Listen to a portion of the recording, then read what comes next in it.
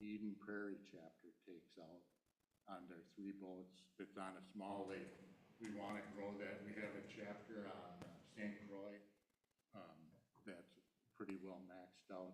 There's one north of here, we call it East Central, has a boat on Rush Lake and one on Chisago.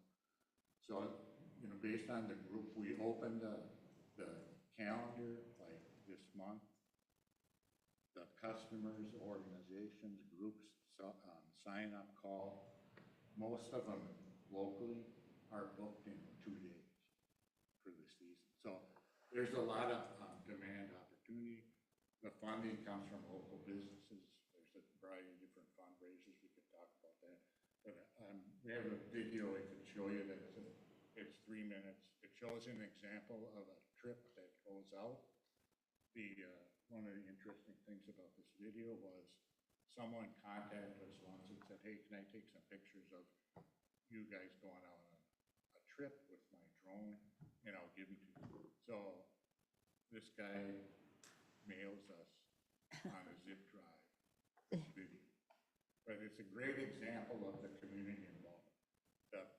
There's about 1,000 volunteers, high retention rates. For example, the East Central chapter, 113 volunteers. The biggest issue we have is most of them start doing this when they retire, so they age out. But there's a variety of things we've done to extend that and keep that going. People love it. The volunteers love it. They think it's one of the most engaging things they did in their career. And these are people that were everything from former legislatures, vice presidents of companies, to anyone else you would ever meet. It's a cross-section of it. So let me just play this. Let's Go Fishing is a non-profit 501c3 corporation with over 20 chapters in Minnesota and Wisconsin. Our East Central Minnesota chapter, formerly the North Branch chapter, was established in 2004 by a group of especially dedicated volunteers. We've been taking seniors, veterans, youth, and disabled individuals out on our handicapped accessible pontoon for more than 14 years. Our newest pontoon is docked at Flickerbird's Resort on East Rush Lake in Rush City, Minnesota. Our Rush Lake boat has scheduled outings Monday through Thursday from 9 to 11 a.m., 11:30 to 1:30 p.m., with 2 additional trips on Wednesdays from 2 to 4 p.m. and 6 to 8 p.m. We depart from a handicapped accessible dock, thanks to Flickerbirds, on a pontoon that can accommodate up to 8 guests, 2 of which can be in wheelchairs. Many of our guests are residents of nursing homes, assisted living residents, group homes, and individuals, both old and young, from the North Branch, Cambridge, Forest Lake, Chisago City, Rush City, Pine City, and areas beyond. Also due to the generous grants and donations of our sponsors, since 2016 we've been able to provide a second boat. This boat, now our original pontoon, serves the Chisago Lakes area and departs from Chisago Lake. This boat can also accommodate 8 guests, 2 of which can be in wheelchairs. And like our Rush Lake boat, this boat is also available for outings Monday through Thursday, with scheduled outings from 9 to 11 a.m. and 11:30 to 1:30 p.m. If you would like to join us on an outing, you may either sign up as an individual or as a group. Whether you are interested in fishing or just want to spend a couple hours on the lake, we would love to have you join us. I'm just going to end it about 3/4 done, just so you can get a flavor. What we do is all online in terms of volunteers can volunteer online. The boat schedules and event schedules that we have are online. Customers, clients, organizations sign up for the time slots they want. Volunteers volunteer for the time slots they want. It's quite flexible. It's kind of being engaged with your strategy and bringing a chapter here as part of this would just be a great fit for us. That's a great introduction to the locale in terms of being here. Kyle and I talked about lots of ideas of how we could approach it. But I just wanted to give you, I'm on 4 different boards, and I want to be respectful of your time. But I could go on. And I just wanted to give you a flavor, say thanks for the opportunity. It's really a good fit. And any questions that you guys have now or anytime, feel free to reach out. I had a question on the volunteers, about how many volunteers does it take to, if you were to bring in a boat, what kind of volunteer needs to do that for the summer, for those 2 rides? Yeah, ideally, if I think about it in terms of ideally the start of a chapter, a couple people from the community that are really engaged, and then advertising with the local papers for volunteers, the fact that we want to start up a chapter.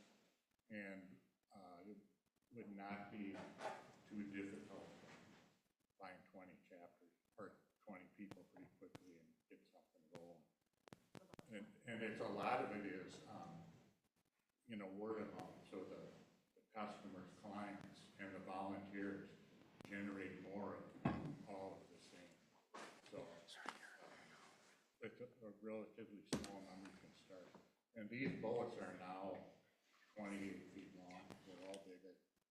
We have relationships with TNC pontoons. They build custom-made boats. Relationships with Mercury. So the equipment is relatively new and refurbished.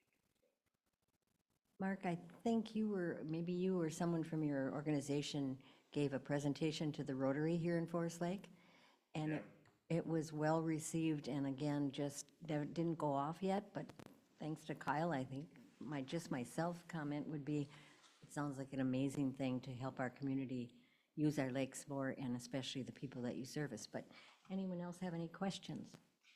That pontoon boat, I'm looking in here in the analysis that the city would be responsible for purchasing a boat for it? Well, the chapter.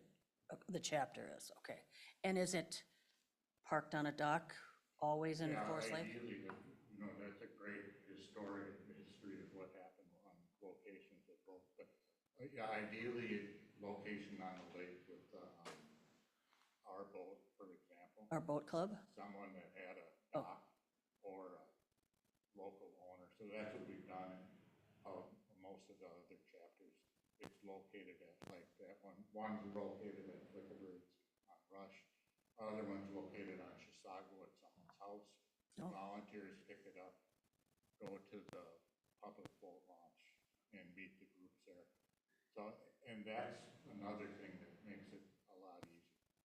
To think that you're going to drive a 35-foot long thing every day and launch it and find volunteers with more than a half-ton truck, but bringing it in and out is difficult. But we've extended it so far as a lot of the chapters have. There are electric boat lifts, the boats are on.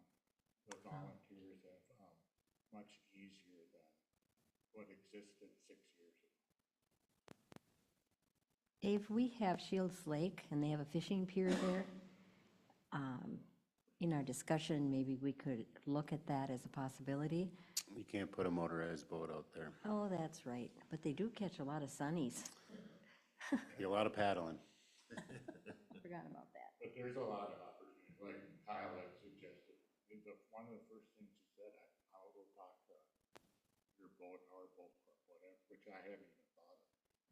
I know a few other places that there might be on the lake, but it's just a great example of just in one conversation, the ideas were flowing, they're there, and it's an opportunity. So do you have a plan for like a introduction to community or a media? No, we don't so much have the media, but we do have from an infrastructure perspective of how to run a chapter, how to start it up, a budget plan, and they're all like for launching high-end, large-scale things.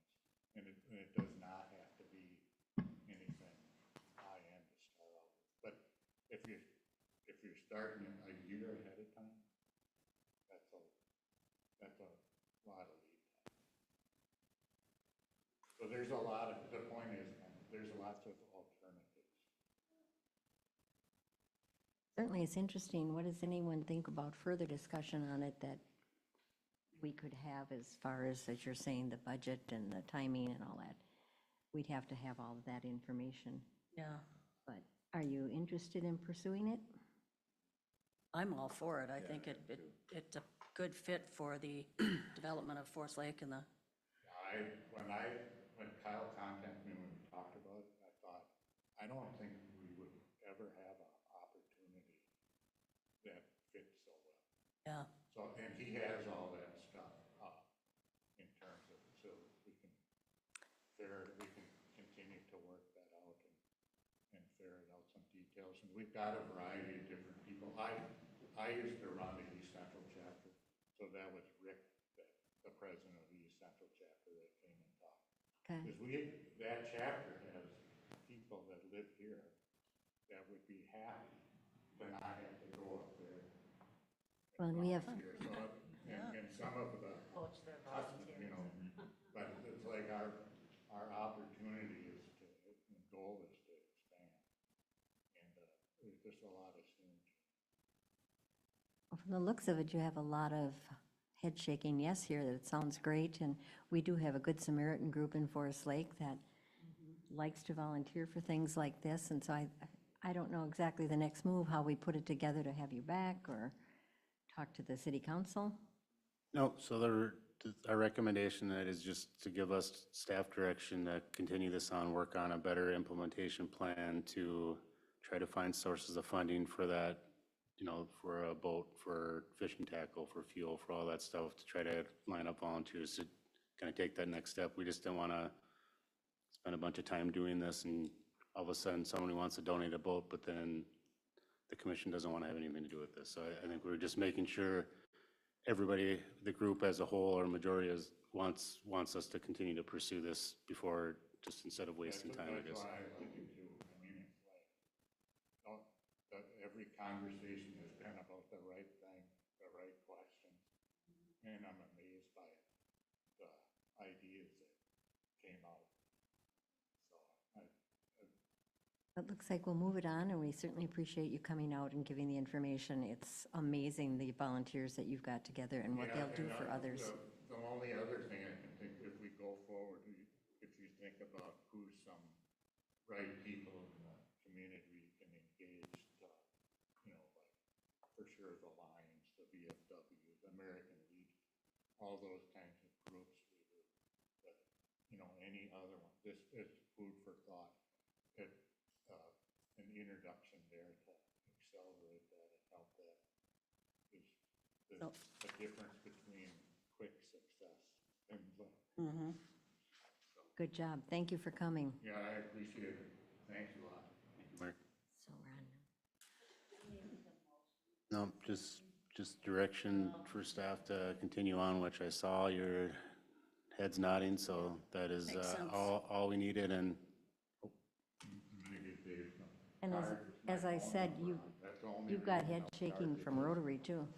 yeah. Rotary was very impressed with Yeah, it, I and think it's really a good, so we can make a joint thing. good move to step forward with the implementation. Yeah, high school fishing. so our next, and there's kind of a lot to unpack here, as you can kind of see, there's getting interest in trying to find donors and working through a location, all that. So in the meantime, Kyle, and I'm sure we'll work with Mark as well too, to kind of, with his assistance, and at a later date in the upcoming commission meeting, we should have a better plan or a better, layout of what we've kind of worked on. Thank you. I now have to give up my hammer because our chair is here, and we'll be on number 8. Thank you. Oh, the power has been took away. Number 8. I'm sure you're really good with that hammer. I like the hammer. Sorry I was late, everybody. All right. Number 8, Lakeside Landscaping Recommendation. Dave. Yep, so, read through this, the map is probably a better place to start. So Public Works has kind of been working through the Lakeside parking lot used to be all the dead trees and a lot of bad landscaping. So, last year we did those areas circled in purple. We put in 8 coffee trees, redid the fabric, redid the mulch. And then this year, we're adding turf to that blue area, more mulch, more trees. The green areas next year, kind of more by the boat landing, and then 27 going to the east roundabout, or the East Broadway roundabout, and along that fence line. So we kind of have everything lined up for this year except for that one section. Right now, there's kind of like low-grow sumac in that area. It looks kind of ratty. Regardless, something has to be done. Kind of laid out 3 options. We could just replace the landscaping how it is, put it back in. The other one is to turn it to sod, so we would mow it, so at least it wouldn't go over the sidewalks and look a little cleaner. And then the third option would be to just eliminate the landscaping itself and add 2 parking lots, or 2 parking spots. One reason being it would kind of uniform the parking lot, because the lower one doesn't have that landscaping in it, so it would look the same. And 2 spots are 2 spots right down there. It's 2 spots, doesn't seem like a lot, but you're adding 2 more parking locations for the landscaping that really doesn't jump out at you anyway. But really, what we're looking, staff was leaning towards doing those parking lots, and we're just, being that it's in the municipal lot with Lakeside Park, we're just kind of hoping that we can get a recommendation to go with our gut and continue doing that. But also looking for other opinions, or if the commission would like to see something else happen there. Comments, questions? I'm in support of parking spots. Yeah, so that's the minimum that you're looking at, is making parking spots out of those, just pull that sod out and. Yeah, we'd remove the landscaping and the curb ribbon, and then just re-pour the curb ribbon up against the sidewalks, and then blacktop. But all be done by Public Works. We wouldn't hire anybody else, so it would be internal work. Karen? What happened to the pavers? What was that? They've been removed? I honestly have not been down there, but I know we talked, they were removed. Oh, down by where the ice heave was? Right. Yep, they were all, the city council voted to get rid of all the pavers and put blacktop in there as replacement. The master plan for the park redevelopment does not have that paver trail there anyway. My question is, did they save the pavers? 275 of them, the ones that were personalized. So we have them on a pallet, and then once we get seasonal staff and it quits raining and we can catch up on mowing, we'll find spots where the pavers still exist, empty ones, and put them back in. Okay, thank you. Any other questions or comments? I like the parking spot idea. 2 spaces is 2 spaces number 3. down there. Yeah. You need a motion, Dave, or? Yeah, just a motion to recommend going with option 3 would be more than enough. Option 3. Second. Got a motion and a second. Any other discussion? All in favor? Aye. Aye. Opposed? Okay. Thank you. All right, you're still up, Dave.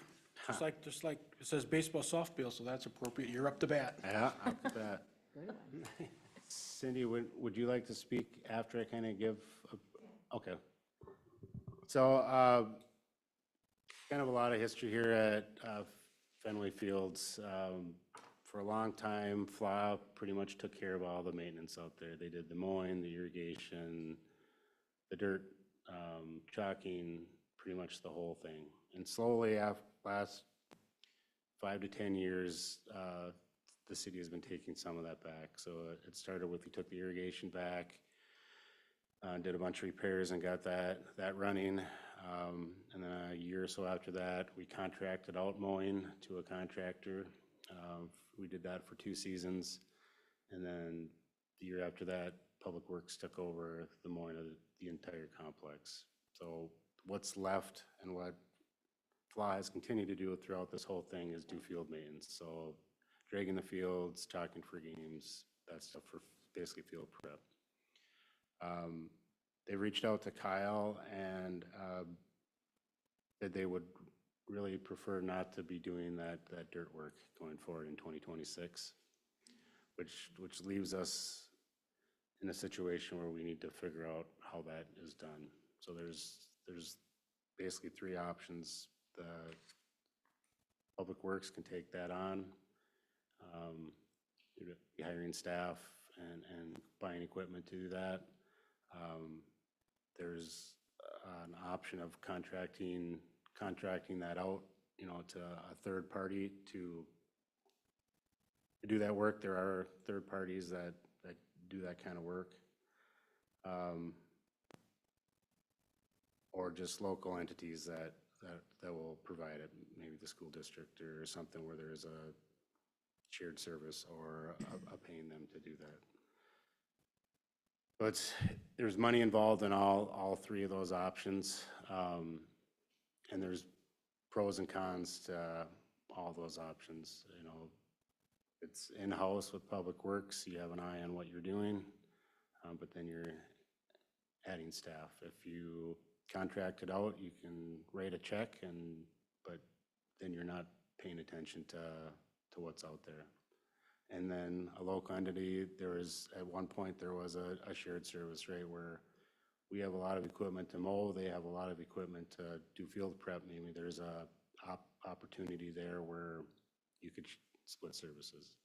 None of this we haven't reached out to private contractors, we haven't had discussion with the school, and we haven't approached city council about needing to hire staff and buying equipment. So really what Kyle and I are looking for is some type of direction of, if you want us to explore all of them, if there's one absolutely we don't want to look at, or if there's one for sure we want to look at.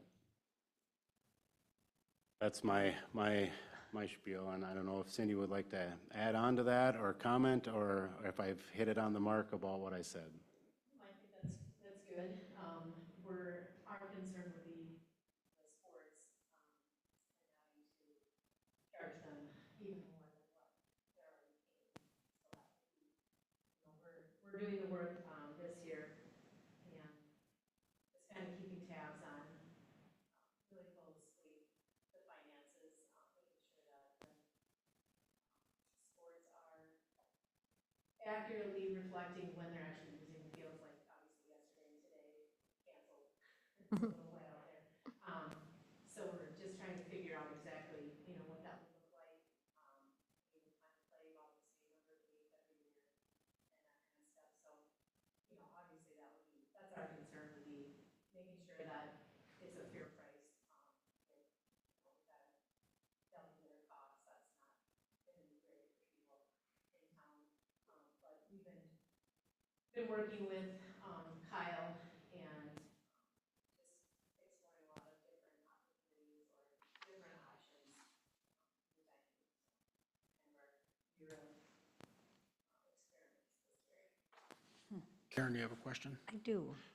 The third option is the one that I think makes more sense for everybody on both sides, but I'm always concerned about Fla's opinion on things. The school does have the opportunity and the know-how. You hire people to come in part-time, they don't really have the know-how again. I think we ran into that a while back where it wasn't done properly, and not by the school, but by a third party. So again, I'd have to hear more about what you think, because didn't the school and the city have kind of a shared vision? I mean, we work closely with the school. Yeah, it seems, Cindy, because this is televised, would you step up to the microphone? 'Cause otherwise, sorry. That's okay. Yeah. Do you want to, I had the mic kind of angled, do you want to just? Thank you. It's my favorite. Okay. Thank you. so what happened to that? It's not being done that way now? Fla's taken it over completely? No, FLA has always managed the fields, take care of the trash Right. and the dirt and chalk it for the games and that kind of stuff. But, that was kind of Al Haugie's, his baby, I guess, if you want to say it like that. And it's just increasingly more, he had the opportunity to go out there during the day and take care of all that. And it's just, we don't have someone who can do that on a regular basis. So Greg got nominated this year to kind of oversee Good the. job. Yeah. Good job, Greg. To oversee the youngsters who are doing the actual work.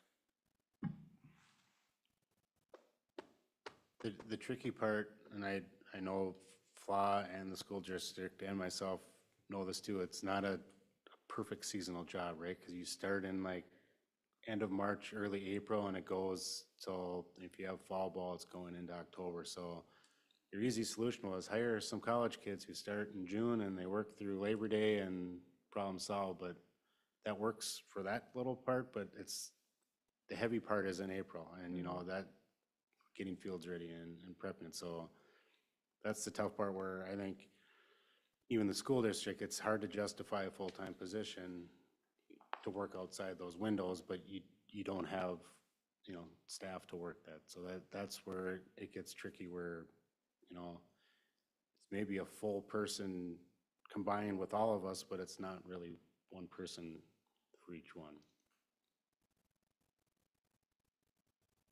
Certainly seems, Dave, like as you recommend, a full analysis is needed with all the options. Otherwise, Cost analysis. I would think if you throw out an option now, somebody might ask, why didn't you look at that? Because you've got three parties involved here, and it is complicated.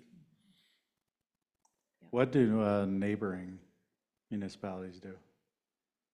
There's some that just hire a third party. Where I'm from, they just pay some guy with a truck and a drag, and he does all the fields, and he gets paid X amount of dollars per field, and that's the way it goes. I don't know a lot of other youth ones how that goes. I'm sure some are in-house with, you know, some cities have a parks department, right? And Yeah. a guy that works for me, he worked in North St. Paul, and that's what they did. They went and did all their 28 fields, or every day they went and did all of them. So it's all over the board. It'll come down to staffing, and a lot of it's, what did you always do? Just kind of like this. FLA has always done this, right? And now there's going to be a change, and you know, I agree with Commissioner. It's probably worth looking at all three of them. And the good thing is it's May of '25, and they have already let us know that they really don't want to do this in '26. So we have a decent amount of time to figure this out. All of us have budgets though too, so we have time, but we don't have a lot of time. Especially if it requires hiring staff or buying equipment, at least, you know, in the city, and we need to know that by September. And the school district has probably passed their time already. But, and FLA has their year in October, November, right, for your, so we have a couple months. That's more than that's better than nothing, right? So. And to her point, Kyle's been working with the school and with FLA, kind of coming over scenarios. We kind of were all aware this was going to happen at some point. So I don't think we're starting from scratch, but it's probably dialing in these numbers a little better and really having the serious conversation versus the hypothetical of, well, what if this happened and we had to do this? Now it's okay, this is happening.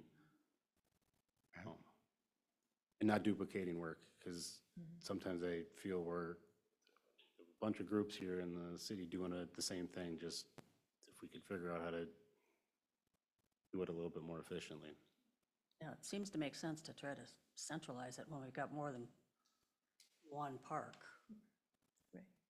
With Yep. Cullen Camp and, Yeah, I mean, we talk about Fenway, but we also have Cooling Camp, and if fields grow and improve, you have Schilling and even Belts Park and all the school district fields. And I mean, right now they schedule school fields and city fields are all kind of scheduled in the same pool. So they're already kind of transitioning that way to, it's all one system, but we all maintain them differently.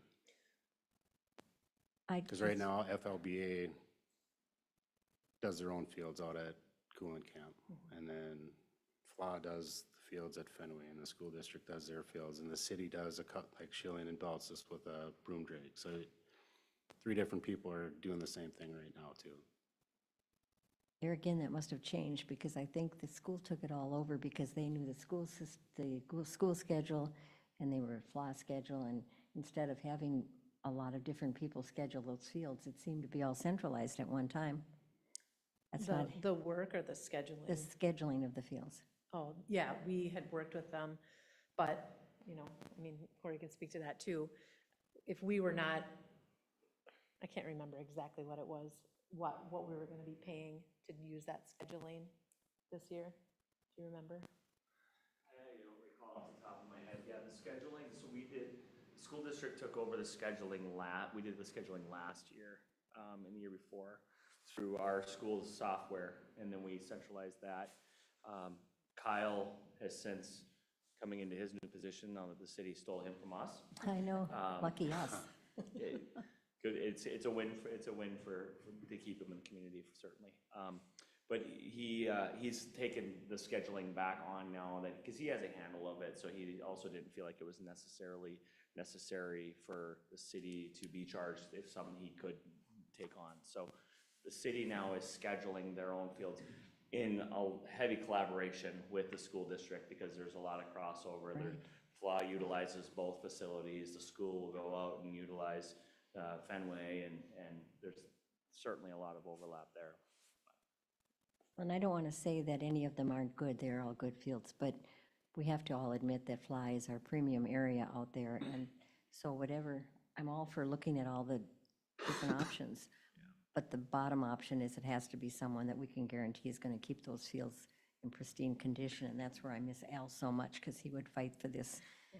So we'll have to fight for him to make sure we don't lose the integrity of that complex. And Dave's analysis is correct. I mean, these have been loose conversations now for some time, and I know even on behalf, I meet with their buildings and grounds staff every couple of weeks with community ed. We're always looking at what's next coming up, and it is really challenging to staff the seasonal staff, even just within our school district. And so all of a sudden now we're at a school, we've got dandelions growing out, you know, and then we're trying to keep those in nice looking order too. And so being able to staff that, I think the area of commonality that we found some of the most commonality is like the painting for the community ed. We bought a painter that's a robot painter that runs off a GPS, and so it doesn't make any sense for the city to buy one and for FLA to buy one and the school district to buy one. It's not a cheap investment, but it really does a really good job and saves us a lot of man hours to be able to have that robot. So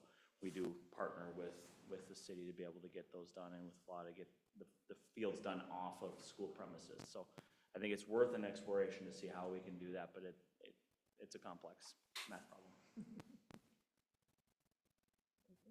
And to your point, Karen, I mean, I think everybody's goal in here is to keep not only Fenway in pristine shape, but to improve the other fields too, to try to come up with a better way to make sure they're always getting mowed once or twice a week, and to make sure that they're drug and chalk just pristine for games. So when kids from other schools come out here and they play at Name Your Field, you know, it's a aesthetically pleasing field, whether it's a irrigated field at Fenway or a non-irrigated one that's still manicured nicely and looks good. So I think that's the goal of everybody in the room, is to have great fields to play on. It's one of those things that I think this whole changing of how we do things probably opens up a lot more massive conversation going forward too. So I think we don't want to get to that point right away. We want to just figure out part of this, but maybe how this is all going to plug into long-term, how the city with a capital C maintains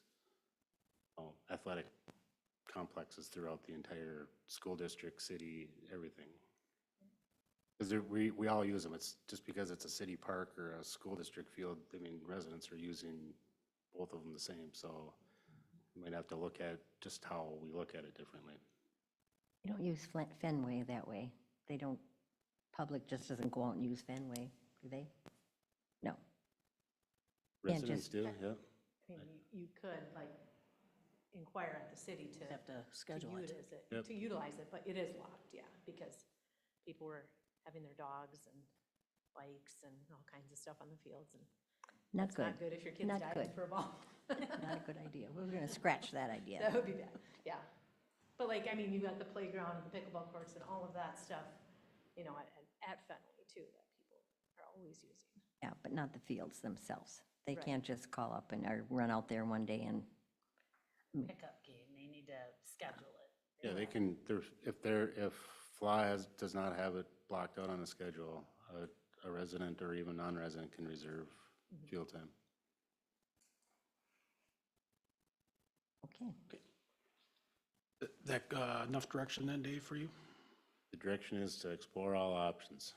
There you go. Direction, work with the school and FLA and city staff to come up with a bunch of different options and try to find consensus, maybe between the group, and then present that back to commission.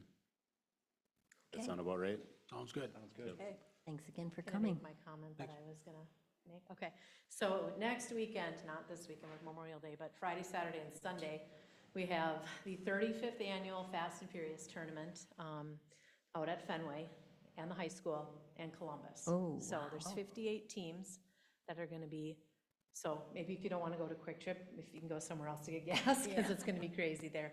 Probably a lot of restaurants and stuff too. Starts at 5:30. I know the police come out and they put no parking signs because it is bananas out there. You're parked all the way back to Team Vantage.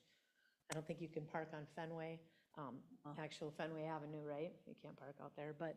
Not supposed to. People try to find very creative places to park. The hockey arena is being used at that time too for their stuff, and they get mad when we have all these people out there. But it's a great tournament, really well run, but 58 teams are coming to our community. I mean, some of them are fast pitch teams, but a lot of them are not. So we try to put on a great tournament. And I just wanted to, if you wanted to brave your way out to Fenway to see what happens out there, we will be there. Exciting. Yeah, Thank you, good luck. yeah, thanks.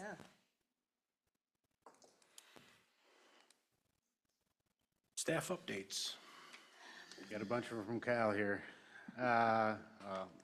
Memorial Day service coming up on Monday down at Lakeside Memorial Park. The program here is from 9 to 10 o'clock. Posting of colors, commander remarks, music, and rifle salutes. So if you'd like to attend that, that's from 9 to 10 on Memorial Day. We aren't going to meet until after the first Arts in the Park, so reminding everybody Arts in the Park starts on June 3rd. Kyle will be reaching out to the commissioners to invite them to come and sit with him at the tent, the city's tent, to experience Arts in the Park if you're interested. So look for an email from Kyle probably next week with that. And the only other update is Castlewood or Foursome will be here next week to give an update on Castlewood, give an overview of Castlewood. As you may or may not know, their agreement is coming up at the end of this year. Kyle and Foursome have been working on a agreement extension. They also are looking at some capital work that's in the park dedication fund over the next few years. They have one scheduled for this year that they'll present for that and show you what they're proposing to have done out there. So just a lot of Castlewood stuff for one section of the Parks Commission meeting. Feel free to go out there anytime you want. It's a city building. If you want to check out that clubhouse, check out the simulators, take a look at that. If you haven't been out there, worth your time just to kind of see how that operation is going out there too. Did you have anything from Kyle? How has that been? Has that been extremely busy, or people aren't aware that it's there yet, or the simulators, have they been used a lot? They've been used quite well. So I don't know if you know how the contract goes, but we guarantee them $50,000 in profit every year for running the golf course, and anything at over 50, the city splits with them. And this is the first year, or it's been slowly climbing, but we actually got a check back from Foursome this year. Great. So it's over the last 5 years since they've been here, they've been slowly increasing profits, and now it's actually a revenue generating amenity at the city. Yeah. So it's a nice amenity. Dave, you said next week, is that next commission meeting at Castlewood will be here? Oh, yeah, sorry, next commission meeting. Okay. They'll be here. All right. That's all I have. Okay. Parks and Commissioner updates. Anybody have an update or any items? No? Anxious to see how Arts in the Park will all fan out. And did we get a copy of the entire list of performers? I don't remember ever seeing that, but then I'm old and I forget a lot. There's a post on Facebook that the city put out there. I shared it out there, but I don't think there's anything that's printed or anything.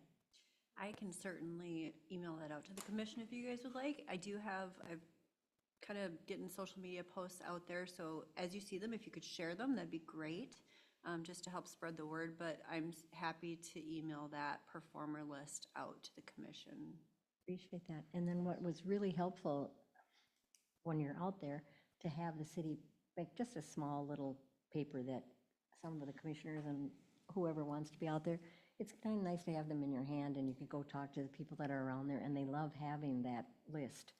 So they know when for sure they want to come or get a group together or whatever. Sure. So they've done that before, and I was hoping that maybe they could do that again. Yeah. Pass it along. Thank you. Dave, one question for you is, like last meeting, we had a few items where we recommended to the city council certain things. Yep. What is the procedure then for reporting back that what the council did or didn't Yeah, I do should with? report that back, right? Well, it's Kyle's job to report that back. Sure. But he's way up north. Something under staff updates of future meetings then? Yeah, Okay. So for the Manor Park, it was unanimous. They voted in to approve that project. What was the other one that we sent for? Oh, the other one was just fee waiver, wasn't it? But yeah, Manor Park, they all thought it was a great choice, and we're looking forward to getting that going. Okay. Yeah, the other, I think, was a cell phone tower. Oh, yeah, so that one's kind of a weird one. They approved to be able to let them apply for so they didn't approve the poll, they just said that Parks Commission recommended, and then City Council approved them to be able, or recommended them that they could apply for the CUP, so there's more steps there. So staff are meeting with them coming up, so you'll probably weigh on that again once the application comes through. I think they were looking for the first round to see if you were absolutely against it. That would have probably squashed their application, so. There was a Talk about photo. where it's gonna be located at, and I know it's Colin Cap, but off in the on the very edge or something. Tuck kind of back where the playground is, but way farther back in that back corner is where they proposed it. So it'd be the northwest corner. If you pull up the agenda from last month, there's photos in there. Okay, I'll look at that. But appreciate that follow-up, that, and we just don't think things went to a black hole and disappeared, Yep. so. Were we also waiting for the gentleman on the Headwaters playground area? Yeah, so he reached out to staff and said he's gonna need more time to come up with a plan. So I think he heard you loud and clear that you wanted to see a better product, and now he has to kind of redesign some stuff. So he just told staff that he needed a couple more weeks to put something together. And people are still asking me, they love the sign. That was another thing on my thank you thing, and to Kyle as well. Just putting up that sign at Belts made everybody feel happy. It's just like, wait a minute, it's just not going to stay like that forever. So now that they're all happy, they ask me, when is it going to start? And I know we talked about the foundation part was going to be first, and nothing with the playground would be till September. Is that still true? I should have added that in my staff update. So I'll go back to my staff updates. Staff update, Belts Park, we had a pre-construction meeting today with the contractor to do the site work. They're waiting to get the watershed permit. They've been hung up on that, even though they're not really doing much for watershed work, but so they've been given, the contractor has got the bid, they've given the go-ahead to work, but they can't start till estimated June 16th. They have to wait for one more watershed meeting to get the approval to start work. So phase one is the site work that'll add all the ADA sidewalks, redo the sidewalk along South Shore, the trail going from South Shore to the new playground. All that'll be done between June and July. And right now it's scheduled August. The playground will get installed. Better than September. Yep, so it kind of got slid back because of the watershed pushed the contractor back, which now pushes back. And Manor Park will start in August and then be done hopefully in late September. Anybody have anything else? Once again, apologize I was late here tonight, and thank you, Karen, for You didn't, taking the hammer. you didn't get fired though, so. You're back at it, I know. All right, how about a motion to adjourn then? I'll second. Motion and second, all in favor? Aye. Thanks, everyone. Cookie this time.